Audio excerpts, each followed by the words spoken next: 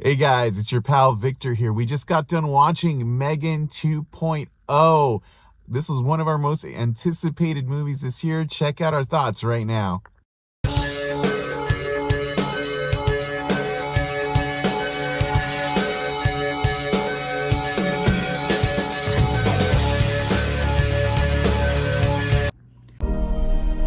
Yes, it's me. What a shock, etc. My path to personal growth has been paved with disappointment. I think we can agree that my biggest mistake was that I cared too much. Hey guys, it's your pal Victor here. And as if you guys know, we are really big fans of the M3GAN franchise. We're big fans of Akilah Cooper's writing.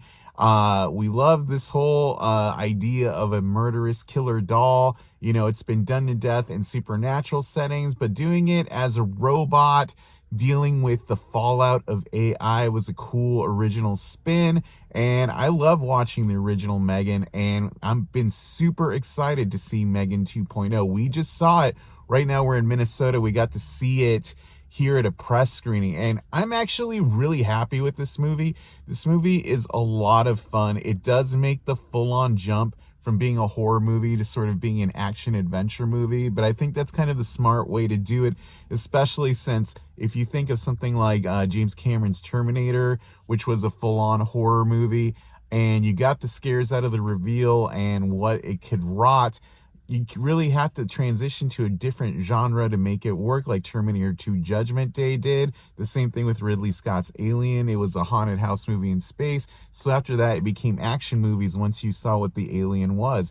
And you can only do so much boogeyman, M3GAN horror movie stuff before it turns into sort of a Child's Play self-parody kind of scenario, which there's nothing wrong with that. I love the Chucky TV show, but you got to argue that's kind of like the mode for Chucky, and you don't want to draw that comparison too much, especially since Universal has the Chucky and M3GAN franchise on its own.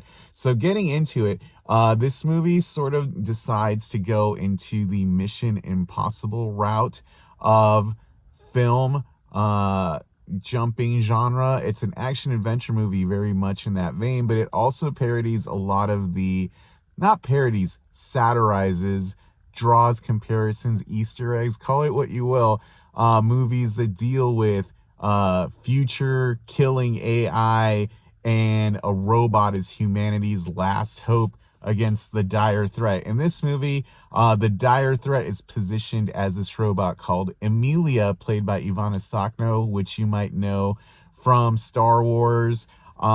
And you guys, she's really great in this. She's playing the kind of like icy, you know, robot killer archetype that you see in stuff like Terminator 3 Rise of the Machines, which this movie is kind of a weird homage to. Not weird, it is an homage to movies like Terminator 3 Rise of the Machines, Upgrade, movies where there's a master AI on its way to destroy humanity. If only a single hero can rise up and find its humanity, morality hidden behind the code. And that's kind of the mode that they put M3GAN in here, where she's kind of like Arnold Schwarzenegger in Terminator 2, where her child, Cady, played by Violet McGraw, who's an awesome actress, and here she really evolves her character a lot. This movie is very much a direct sequel to M3GAN, so you should check that out.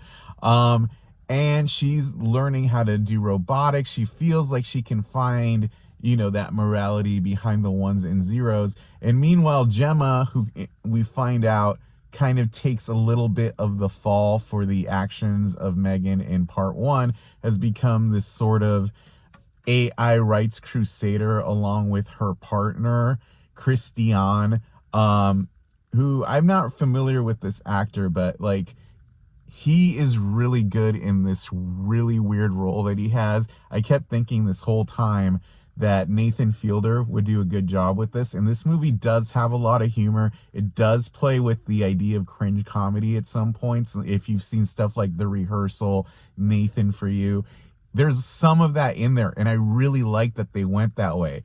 And the AI needle drops, like, you know, when references thing, are to like some of the best AI sort of movies. But you have to know, and if you don't, it doesn't take you out of it. But there's shout outs to things like Upgrade, Short Circuit, Terminator 3, Terminator 2, Knight Rider. And they're just fun little Easter eggs. But if you've seen these movies, it really makes it a little bit better. Like, you know, they're informed. There's good writing behind this. So I'm not really going to go too much into the plot dynamics. Let me just say, if you think you've seen the movie from the trailers, you actually haven't. There's some fun twists here, and a lot of the big characters in the movie aren't in any of the trailers. I will say one that's you could see in at least a little bit is Jermaine Clement, who plays a really fun character in this.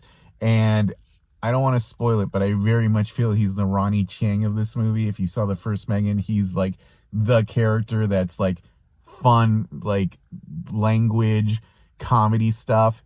He's great in this. So overall, I would say if you're ready to see M3GAN jump genres and do it in a comedic, humorous way, in a way that evolves the story, I think that you should check this out. If you want more killer doll horror stuff, this might not be your bag, because it very much makes the jump into being like an action franchise from this movie and moving forward.